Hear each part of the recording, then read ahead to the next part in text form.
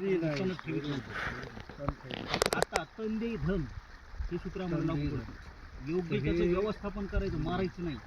तुम्ही त्याचा उपयोग करून हे घ्यायचा. जे शब्द आहेत तुमचे, एक ते शर्मा म्हणून प्रगतशील शेतकरी होता हा यवतमाळ जिल्ह्यातला. तर त्या शेतकऱ्याकडे मी सर्वप्रथम हे ऐकलं होतं की बा तण खाई धन, आणि तो शेतकरी म्हणजे खूप प्रचलित झाला तिकडे यवतमाळ जिल्ह्यात.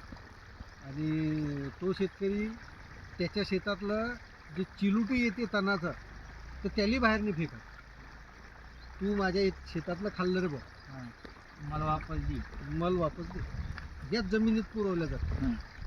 स्ट्रिक्ट आपलं हे आहे. जसं आता काळेसाहेब म्हणून राहिले की या शेतातलं 2 वर्ष झाले अवशेष बाहेर गेले नाही.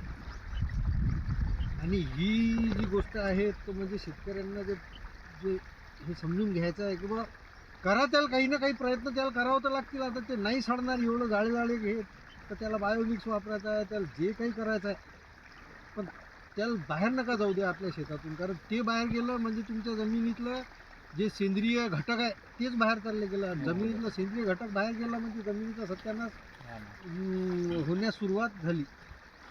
2 वर्षापूर्वी मी सेंद्रिय कर्जाचं मोजमाप केलं होतं तुमच्या मोठ्या.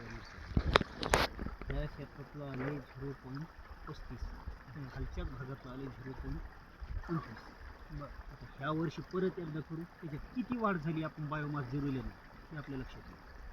आता जगण्यासाठी अनुकूल वातावरण होईल त्यावेळेस. अनुकूल वातावरण कधी होईल? ज्यावेळेस वातावरणातली आर्द्रता वाढेल त्यावेळेस. ते जीवनकाम कधी करणार? ज्यावेळेस पावसाळा सुरू होईल 15 जूनच्या नंतर ते जीवन सक्रिय होईल. तर म्हणजे 15 तोपर्यंत किंवा उन्हाळ्यात मार्च त्याला काहीही करायचं ना, उन्हाळ्यात त्याला काही बिलकुल जमिनीला विश्रांती.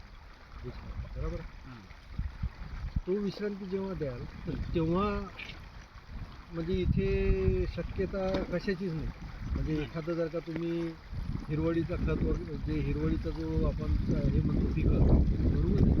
नाही नाही नाही नाही मी नाही नाही नाही काळेसाहेब, माझी गोष्ट आहे का, मी तुम्हाला सलाईनी ते काय ते पाण्यावर अवलंबून आहे. त्यामध्ये आपल्याला आता